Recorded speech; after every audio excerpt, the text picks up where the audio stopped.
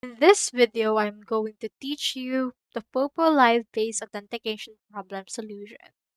So I have in here this document that can help us with our actual case.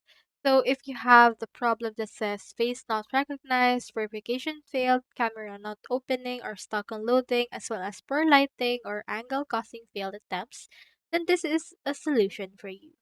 First thing you need to do is update the Poppo Live application. You can go to your Google Play Store or App Store for this, search for the app, and then tap on update if it actually shows up. Next thing is to clear the cache. If you're on Android, just go to your settings and then apps and then go to Poppo Live, tap on storage and click on the clear cache and clear data. Now, if you have some problems with your lighting, just stand in front of natural light like a window. Make sure to avoid shadows or bright backlit as well as make sure that your full face is visible. Next is to hold your phone steady. Keep it at eye level and not too close. You can also try to switch to internet connection and use a strong Wi-Fi. If it's unstable, you can switch to mobile data. Next, you can restart your phone.